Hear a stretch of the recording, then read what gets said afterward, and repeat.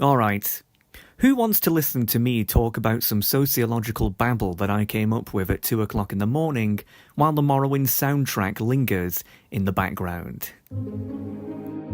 You do? Alright then, well, let's get a move on then. You know, if there's one thing that never ceases to amaze me about my home country of the UK, it's that in proportion to our minuscule size, I mean you can see here, just this tiny island that you can barely even make out on the world map, we really have had such a disproportionate amount of influence over the world in comparison to our size. You know, being the status quo business language of the world, forging nations and having so much influence over nations, you know, it really is quite incredible how much the British punch above their weight. And one of the reasons I think that is because this island is home to so many unusual, wacky, and in many ways great thinkers. And one of these thinkers is a guy who you've probably never really heard of before, called Jeremy Bentham. And he kind of looks like Benjamin Franklin, in a way. For all you Americans out there, he must be a distant relative of sorts. But, you know, this guy was an 18th century social reformer. And, you know, he's known for a few things, but one of the things he's known for is kind of being the godfather of what's known as utilitarianism, which sounds complicated, but it essentially just means that the ultimate aim is to maximize happiness for the maximum amount of people. That is kind of like the basis of utilitarianism. And you know, when you hear that and look at that, you kind of think like, oh wow, well that sounds great, right? Like, I like to be happy and I want to maximize my own happiness and happiness for other people, you know, what could possibly go wrong, right? However, when I hear about utilitarianism, I can't help but become very, very angry and disappointed because it's one of those things that sounds good, as is often the case with ideas, and yet when put into practice it doesn't really hold up to scrutiny. So, you know, let's break this down a little bit. The ultimate aim is to maximize happiness for the maximum amount of people, right? Well, let's take the first part. The ultimate aim is to maximize happiness. Well, a question we've got to ask there then is, why should happiness be the ultimate goal? Right? Because we all like to be happy, right? It's not a bad thing to be happy, but is it really the be-all, end-all? And you know, this image comes to mind, and I've had this image saved for quite some time, and I don't know where I got it from, and at this point I'm not sure I want to know, but, you know, as you can see, this guy's probably quite happy, right? He's got some really great tasting food, he's got a machine that feeds it to him, he's being pumped with medication, assumedly to make him even more happy. You know, he's been on vacation there, holiday in the back, he's got a partner who's just like him. You know, he's scrolling social media, he's very comfortable. Like, this guy's probably really happy, he's not got much to stress about. Well, apart from his cholesterol. But, you know, he seems, this guy's probably living a quite happy life. You know, he seems to have, everything about his life revolves around comfort and minimising pain, and right? So, but I don't think anyone looks at this guy and says, gosh, I wish I was him. Right? I don't think anyone looks at this guy and goes, I'm really envious. People look at this guy and go, this is horrific. Right? This is an abomination. There's something gone very wrong here. Because we know deep down that there's more to life than comfort. You know, there's more to life than just plain happiness. You know, what makes people truly... What people truly desire is really a sense of achievement, some sort of goal, some sort of aim that they can go for. And happiness is then gained from that. You know, happiness is a motivator. It's not really the be-all, end-all. And this image summarises that really well. And then we've got to look at the other part, which is for the maximum amount of people, which kind of is a democratic mandate, if you think about it. So, you know, an example, well, a question we've got to ask there then is, does a higher quantity of happiness overrule a lower quantity of sadness? Right? And so an example of that would be, here's me, and as you can see, this is a picture of me sleeping. I'm very happy, as you can tell. I must be having a fantastic snooze.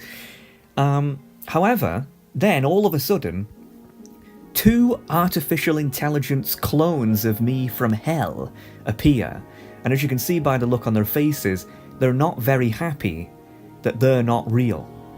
Okay, and so they see me, who is real, and they want to beat me up in my sleep. Alright, they want to beat me. And obviously that wouldn't make me very happy, because I'm having a great snooze. I would rather be left alone. But these guys would be very happy if they were allowed to do that. So, if we're all about maximising happiness for the maximum amount of people, and there's only 3 people, and 2 of them are happy from beating up 1 man, well, that's 2 versus 1. So does that mean that they should be allowed to beat me? Because it would make them happy? You kind of enter these kind of moral quandaries when you start to think utilitarian in a utilitarian fashion. Because in the utilitarian worldview, the answer is yes, they should be allowed. But obviously it's not moral to beat people, right? So it's a very machine-like way of thinking, in a way.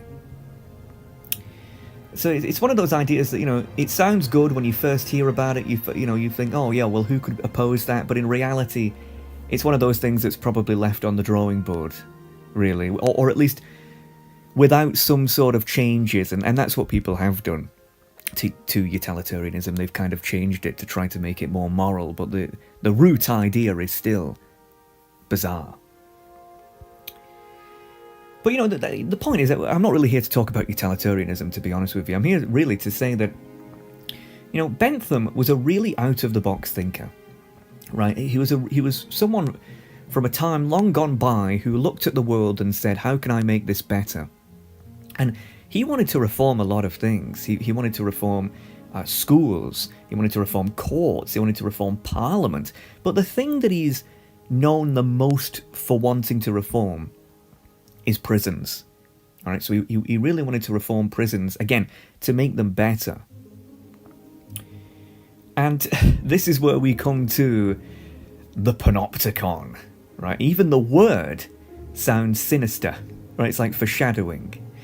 But it's not. It wasn't meant to be. So a Panopticon, the idea of the Panopticon is it comes from the Greek word Panoptes, which I've got no doubt I'm pronouncing wrong, because I'm an Englishman and we cannot pronounce any word correctly outside of our language, which is our God-given right. But it means all-seeing. And a panopticon is a type of building, such as a prison, that's designed to be easily and constantly observable from a central post. Okay, so here is 2 maps that kind of, showcase the idea. The one on the left was a building that was actually made, right? And the one on the right was never made, it was just a plan. But you can see you've got these hexagonal, again a fantastic shape, and a pentagonal rooms. And in the middle of these rooms you've got these circle structures, and they have a 360-degree view of all the cells that are lining the walls, right? So in a normal prison you'd have these corridors and you'd have to walk through them, but that's not necessary here, because you have a full view of them all very easily, right? And here's what they look like on the inside, right? So you can see the central tower there and all the cells that are surrounding it. Obviously this one's abandoned, so it's kind of broken down a little bit. Well, a lot. But you can kind of get the basic idea. And, the philosophy behind it was very simple. Because prisoners aren't aware exactly when they are being watched, only that they could be, it forces a sort of self-regulation, preventing potential negative behaviour and ultimately making both the prisoners' and guards' lives much easier.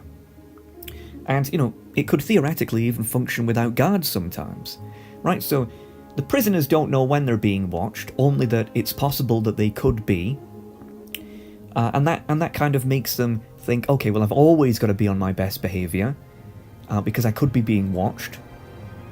And that would lower tensions between prisoners and guards, right? So that's the philosophy. It's quite a smart philosophy. It's intelligent. However, similar to how utilitarianism was intended to facilitate better decisions to make society more desirable, but in reality just accidentally facilitates hedonism and mob rule, this was intended to create a more peaceful and orderly prison. But really, it just accidentally created the most dystopian mind game of all time, right? Because human beings, when you know you could be watched, but you don't know when you are being watched. This creates immense paranoia, right? And I mean immense paranoia, because you're always on edge. You know, it reminds me of that old Japanese quote, "Every man has three faces. The first he shows to the world, the second he shows to only his circle, so like friends and family, and the third he only shows to himself." And every single person watching this knows that's true. If it's not true, there's something wrong with you, right? So there are some things that you would never talk to anyone about. You keep it in your own head. There are some things that you would only trust with your closest friends, your closest family, and then then you have this version of you that you show to the world publicly. That's it is you, but it's a very limited version of you. It's a very corporate, rehearsed version of you, it's a very friendly version, but it's not really you. It's just a fragment of you. But the problem with constant surveillance and observation and not knowing when is that, well, the face that you only show to yourself and the face that you only show to your circle kind of die. You can never show them because you're always being watched, right? So that you have to, and so what this does is it almost destroys the person and makes it so they're always on edge, and it turns them into this sort of, I don't know how you would put it, this fragmented being where they're always paranoid and always they can never really be themselves, and they can never really relax around other people. They become this sort of corporatized person. You see this with people who work in corporations, right? They're very rehearsed. Politicians are like this. They're always on edge. They're never personal. They're never themselves. And it's because if you're under constant scrutiny, constant surveillance, you can't be like that, because one slip up and that's it, right? And so, that's the Panopticon. And it wasn't intended, Bentham didn't intend it to be this dystopian looking thing. But no one really looks at this and goes, "Wow, that's nice." It's disturbing, and intentionally so. Oh no, not intentionally so, unintentionally so, and it makes people very paranoid.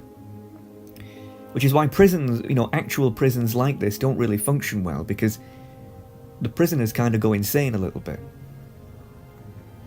But of course, in reality, when you're out and about and you're not in a prison, you don't really have to worry about this, because you're not under constant scrutiny or surveillance, right? Like when you're, out in a restaurant, or whether you're in your room or whatever.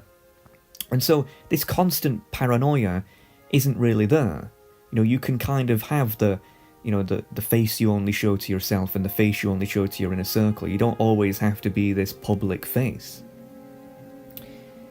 Well, actually, not anymore, really, because the camera, right? And so, back in the past, cameras used to be these really bulky, fat things that you'd have to carry around on your shoulder. They were so heavy.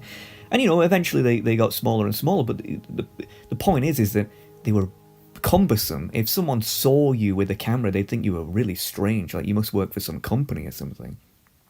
And if you wanted to get the film off the camera, you would have to get it developed, right? You'd have to go to a store and get the film developed, or it was a pain. It was a pain. However, of course, camera technology has evolved over the years, and now people have multiple cameras in their pocket, and they can take it anywhere, and everyone has one, and it's not suspicious, and it's not seen as strange, right? It's socially acceptable to have a smartphone in public, and theoretically, with the film, you don't have to get it developed. You can take a photo, and it can be on the internet, and millions of people can see it within 10 seconds, right? So constant recording, constant photos are now available in the public sphere everywhere, right? But and so scenes like this, for example, are very common. I mean, it's not like you walk out in the street and you see a bunch of crowds with their phones out. But in important events, let's say, everyone's filming. New Year's, for example, people film everything. People document everything. And there's a certain irony to this, because if you really think about it, that's no different to the Panopticon.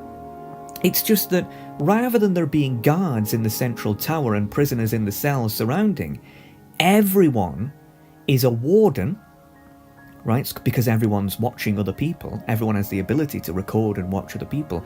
But also everyone's a prisoner as well, because other people can record them, right? And so in the public sphere, if you think about it, it is now a virtual panopticon, right? It is a prison where everyone watches everyone, but they're also being watched themselves.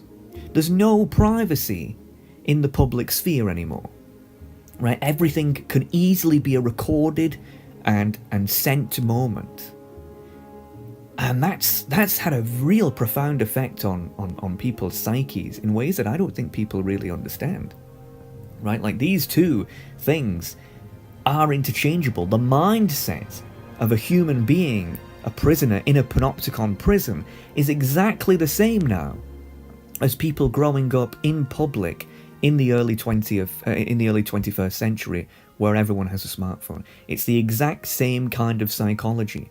At any time you could be watched with relative ease, but you don't know when, right? The only difference is that you too are a guard. And man, that idea, I don't know, it's one of those that you really have to linger on for a little bit. And the effects of this virtual panopticon are threefold. Number one, it captures people's worst moments and makes them easily shareable. Yeah, so a few weeks ago I saw this video that went viral on X. And it was this video, it's a terrible video, and it was of a guy who worked at a hotel reception. And the guy clearly had something wrong with him. He was mentally ill. He might have had a form of autism or something. And he made a mistake, and a customer started filming him. And he couldn't handle that. He couldn't handle the fact that, because he's very kind of like someone who's not got very good social skills and doesn't really know how to respond to making a mistake and being filmed and humiliated because of it. And he started banging his head against the computer monitor and the wall, and smashing the keyboard, not angrily, but crying sadly, like someone who was under severe mental distress. And that was shared over the internet, and it got tens of thousands of likes, and people were commenting on it and making fun of the guy, and that really broke my heart, to be honest with you. Because what that does is, it incentivizes, when you know that you can get attention on the internet from showcasing someone going through a distressing mental breakdown like that, it incentivizes more humiliation. But not only that, it creates these kind of hall monitors who get off on laughing at other people and saying like, oh, what's he doing? What's wrong with them? Like, I'm so much better than them. Right, and people like to lecture others and ponder others' failures because it makes up for their own lack of successes in their own lives, and that's exactly what cancel culture is. Right, like, oh, look at this guy who's done something so terribly wrong. Let's all pile on them and laugh at them and mock them because we are so much morally superior than them by doing that. And it's that's really sad. That's really sad. But number two is that in response to that, it makes people paranoid because they don't want to be humiliated publicly themselves. Right? No one wants to be filmed and humiliated. And so there's a lot of people now who, in public, they're very sheepish. And what this does is, this turns a person wooden and they become overly conscious and less likely to object to serious controversy or offence as to not cause a scene. Right, so let's say that someone witnesses an injustice, right, in the streets, like, I don't know, a crime, or someone's going crazy. They don't want to intervene because they don't want to be a part of it. They don't want to be filmed. They don't want to be they don't want to be part of this story that will no doubt go viral later. So they avoid it. People become paranoid. People don't enjoy themselves as much as they used to going outside anymore, because your worst moments could be publicised to the world. I know a lot of people like this, by the way. A lot of people, usually men, strangely, young men, very paranoid.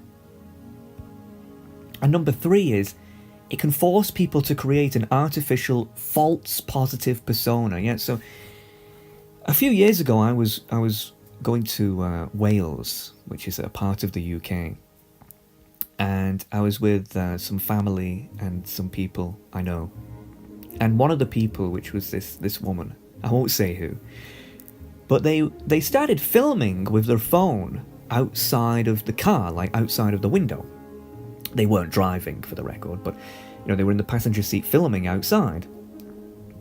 And then I saw them post the video on social media. And I asked them, why did you do that? Because there's nothing going on, right? There's nothing interesting going on outside. They were literally just filming the motorway, right, with a bunch of trees. And I was confused, like, what did you do that for?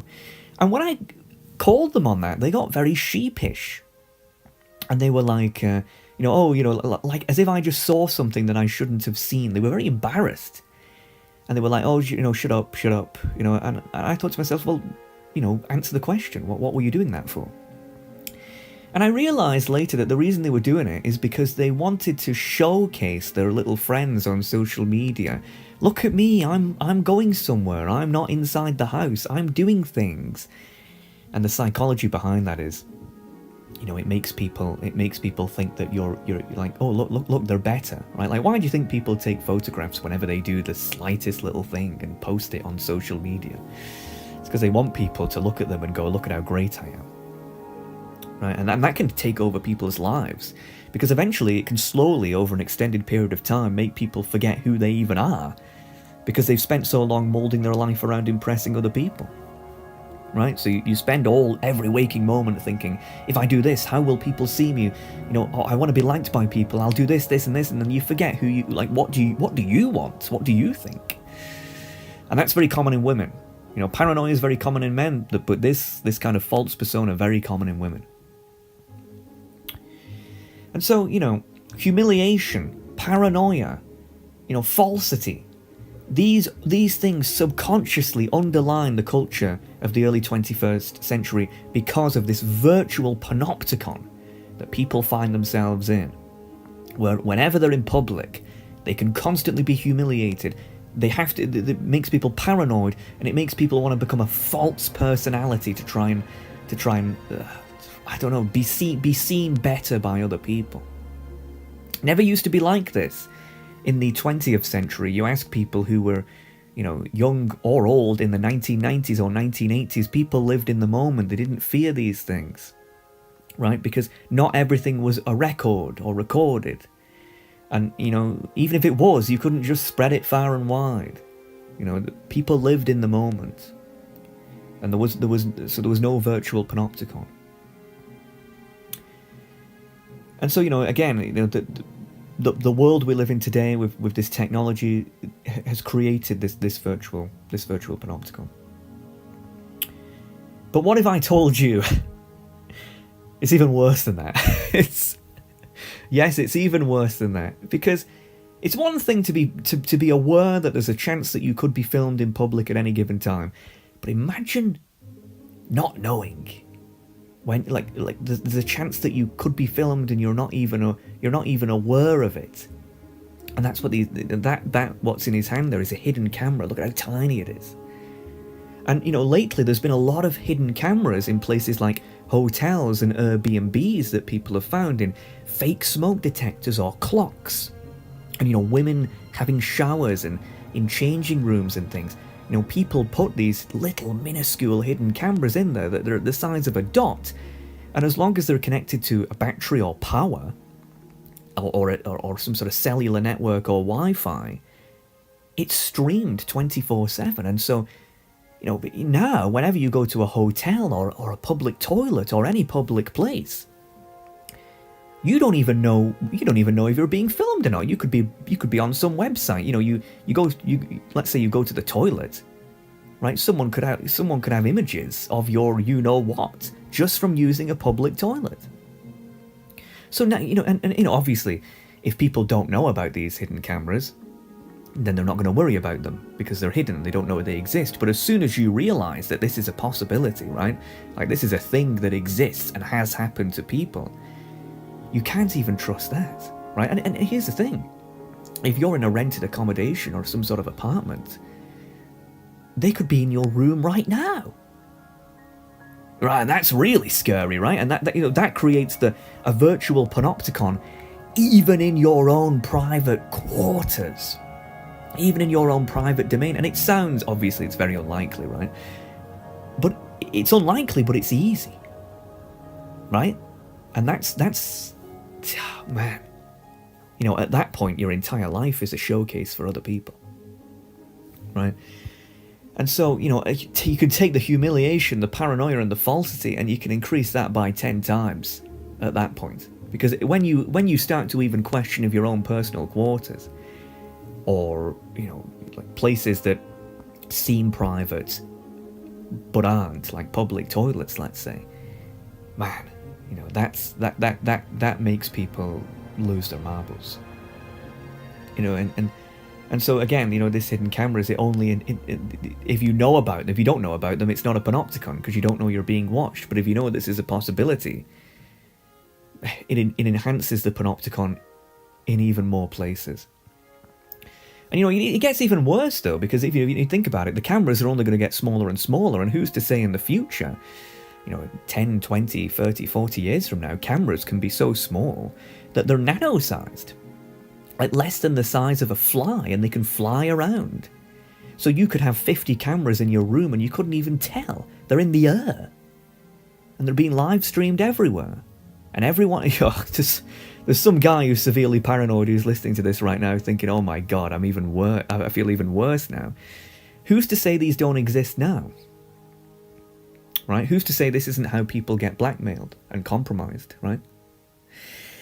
It's a very interesting thought, and by the way, and if it doesn't exist now, it will exist in the future. It's inevitable, right? It really is one of those things that it's inevitable, and at that point, you're not private anywhere. So yes, that's a thought, right? And so when people hear about this, these camera technologies everywhere, and how they connect to the internet, and how everything is surveilled, people love to hate the technology. Right, and they say things like, "Oh, I wish we could just ban smartphones and cameras and go back in time and before the times of the technology, and we'd all be so happy." But here's the thing: technology is just a tool. Similar to how guns don't kill people, people wielding them do.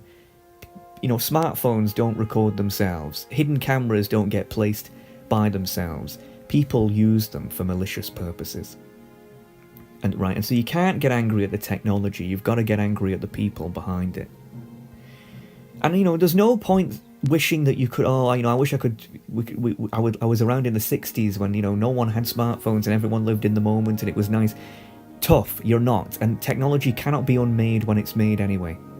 Even the Amish, who don't use technology supposedly, even they have started to use, some of them have started to use phones and technology, because they can't even function in the state without them anymore, right? The Amish.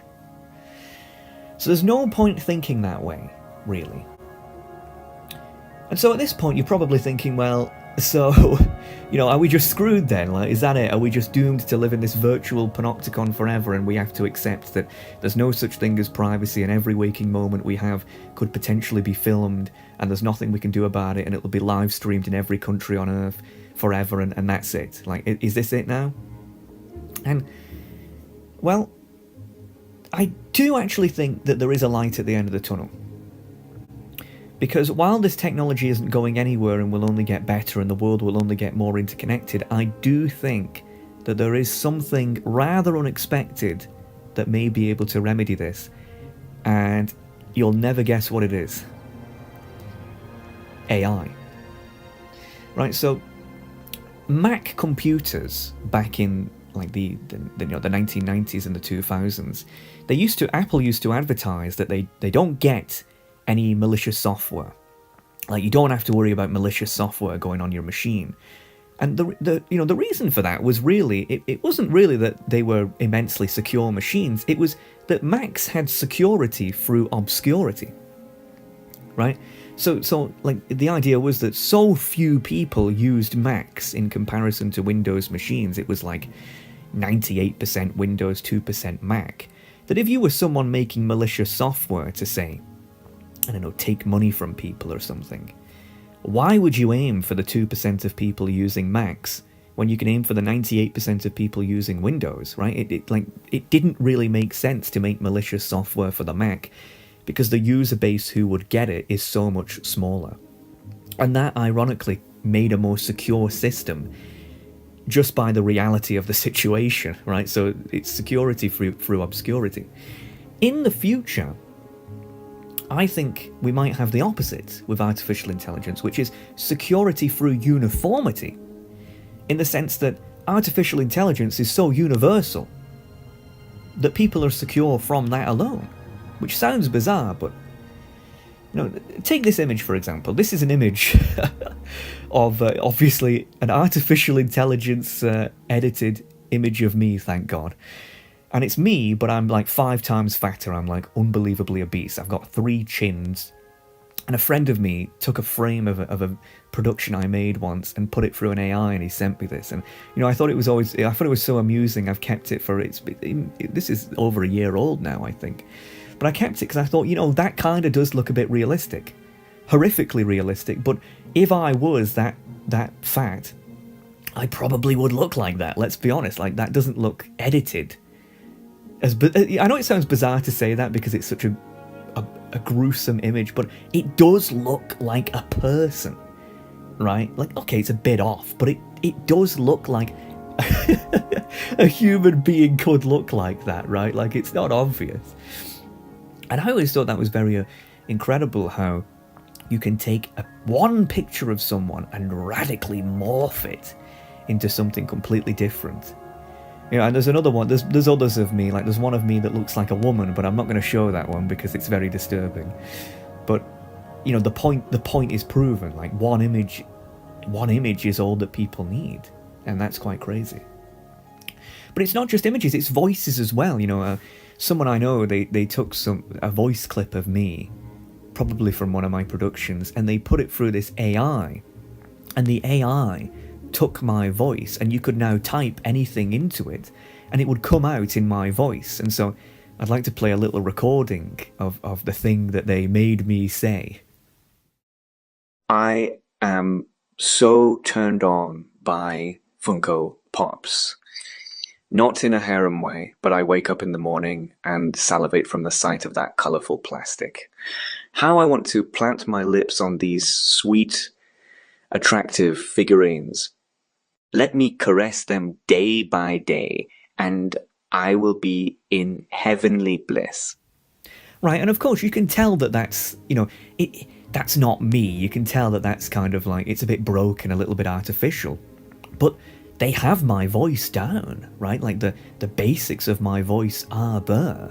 And it does sound like me, and in a few years' time, with enough refinement, you could essentially make me say anything, right? And so the point is that in the future, it's inevitable that everyone's image and voice, for better or worse, can be used in such a way. Right, so if someone has 10 seconds of your voice, they can make it say anything. If someone has one image, they can turn you into anything or make you do anything. That is inevitable. And this will no doubt lead to a lot of lawsuits, legislation, and more, because, recently, we've heard about this. One of the biggest musicians in the world, Taylor Swift, recently had her image taken and was morphed to do, make AI images of her doing very questionable things, and this, this prompted them to, I think, to call for some sort of laws to prevent this and things like that. Which is understandable, because of course people don't want their images used without their permission. I mean, the image of me up there in the voice clip, that's fine because it's friends of mine doing it, and I think, when people do that to me and I know them, it's amusing to an extent. But if it's a stranger doing it, some anonymous being, and they're taking your image and morphing it to make you do God knows what or say God knows what, that's very disturbing for people. And so you can kind of understand why people would want that legislated or punished, right? That's completely understandable. However, I have a bit of an unusual judgment about this, a bit of an unusual thing, and I think that while certain artificial intelligence generations obviously have to be cracked down on as much as possible, such as illegal generations, when it comes to general things like, I don't know, someone takes an image of you, let's say, and makes you dance, right? Like they make you dance in, like, I don't know, dressed up as a chicken or something like that, like something comedic. There's an argument to be made that if something happens to everyone, it also essentially happens to no one. In the sense that if everyone can be effortlessly manipulated by artificial intelligence, that's bad, but it can also, because it happens to everyone, it also doesn't really matter.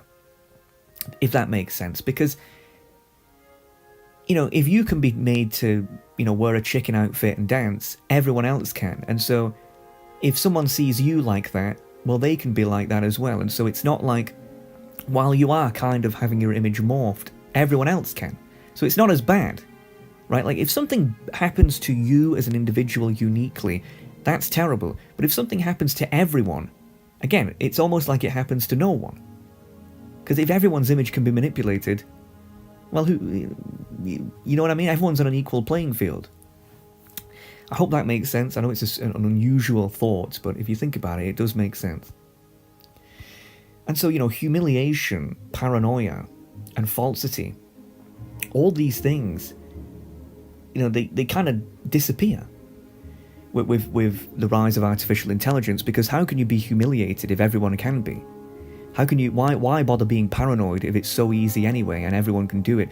Why bother trying to build a false persona if everything's false anyway? Because you can't even believe your eyes. There's no point. And so, you know, the bottom line is that manufacturing and manipulation of incredibly lifelike images, videos, and audio in the digital world will soon be incredibly easy for even the most tech-inexperienced individual to do. Right? And so, you know, these images, for example, which look like a plane's engine being on fire and some sort of nuclear weapon outside of an aeroplane window, up close, these look real. They look like something that, like a legitimate photograph that's been taken, but in reality, they're not real. They're just AI generated. But someone could post these on social media with some sort of, you know, false title, and people would believe it, because they look so realistic. And you know, okay, maybe if you zoom in a little bit today, you'll be able to tell, like, oh, that's not right, like that cloud looks a little bit, you know, like a drawing, for example. But in the future, this isn't going to be the case. You're not going to be able to tell fact from fiction in the digital world anymore, right? The internet will essentially be one big farce. And but that therefore means that there will be no point taking any image, video, or audio in the real world, because it will not be seen as credible or even interesting compared to the fakes regardless, right? So here we have, you know, the CEO of Apple, you know, introducing the iBrush, a new toothbrush from Apple, or the iDog, right? A new mechanical dog from Apple. And of course these are fake, right? But, you know, they look real. Like that does look like the CEO of Apple. And that kind of does look indistinguishable from reality, at least from far away. And when these things can be turned into video with voices attached to it, I mean, how can you possibly tell what's fact or fiction then? And so there's no real point taking videos or photos to post on the internet in the future, because let's say that you went on vacation, holiday, right? You go to Paris or something and you're next to the Eiffel Tower. Well, you could have just AI generated that. You literally could have made that in 5 seconds with a computer. So what's the point of actually taking the image when you're there, apart from personal journaling? And personal journaling doesn't need to be posted on the internet, because no one will believe it anyway, right? That's the point. And, you know, that therefore means that the way people treat others in reality may increasingly resemble the way it was before the internet was even invented as a result. Right, so these images here, they look like Japan in the 1990s, right? But they're not. They're completely artificial. They're completely AI. And that world here that we're seeing could be the world that we're about to go back to in reality, right? In the sense that this smartphone, this virtual panopticon where you're a prisoner in public and potentially in private will no longer exist. People will no longer feel the need to film everything and have these false personas. They may be enhanced by virtual technology such as wearables like headsets, visors, or glasses that will help them out in the real world, but they won't talk to people like they're in a prison, like they fear judgment, because unless you can see it with your own eyes anyway, you're not going to believe anything that you see on the internet anyway. And so that means that you will live in the moment and appreciate reality a lot more, and appreciate people in person a lot more, because it's the only thing that you can trust. The virtual world cannot be trusted in a world like with this technology. And so people might communicate better with people. If someone's having a mental breakdown in public, they might not bother filming it because no one's going to believe it anyway, and some artificial intelligence generation could be much more entertaining for people, and it's not even real. People might actually help the person, right? And so narcissism might go down. People might be much more humbled. And maybe this is wishful thinking, I don't know, but I don't like it when people demonize everything about AI. I think you've got to really think forward and look at the psychology and sociology of it. There are some potential good things about this technology that may be a complete upgrade to the very dystopian Panopticon world that we live in today. And so, yeah, the Panopticon exists today, we live in it, but in the future it might disappear because we'll have security through uniformity, right? Everyone can be manipulated. Everyone's image can be manipulated for better or worse, but if everyone can, it's basically the same as no one can. And that means people can relax in public and private, and people might treat people better as a result of that. At least in reality, maybe not in the digital world where, that's the point really, kind of, right? Kind of. Because, there are some downsides to this, like what about CCTV? CCTV is not going to be trustworthy anymore. What if you meet a partner on the internet? How can you know that voice that they use every day is actually theirs? How can you know that the images, and even if they went on like FaceTime, for example, how can you know that video is them? How do you know that's not an AI? Right, we have filters that do things like this. There are a lot of, people might start to look for people in reality more. Dating apps, for example, may completely collapse as well. People are already illegitimate on there.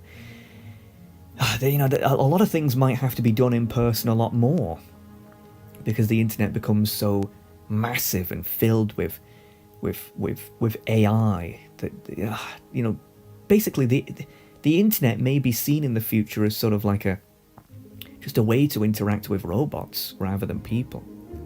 And the reality, people may start to appreciate people in reality a lot more rather than just viewing reality as an extension of the online world. They may start to see it as the real world again. But that has some downsides, preventing crime, for example, illegal generations. These are things that people really have to think about, and so it's not going to be sunshine and rainbows completely. But nevertheless, there are some good sides to that, and if the virtual Panopticon dying and freeing people again, I think that's going to be a good thing for people's psyche. And so either way, though, the future is now, and it's going to be very, very interesting. And I look forward to seeing, how the world's going to be and the sociology of that over the next 10 and 20 years. It's going to be really interesting, because the last 10 and 20 years has been very depressing to observe with the virtual Panopticon. It's clear that people are very mentally ill today, and it's very selfish, and it's not good. And so hopefully there'll be a good development from this. But anyway, there we go, folks. That's all. And fun. I want to thank the patrons who support these productions. But fun fact, this was edited completely on a phone. Yeah, so if my audio sounds a bit worse than usual or the editing, I apologise. But the reason why is because I'm currently doing some serious office renovations, and so my setup is actually all boxed up.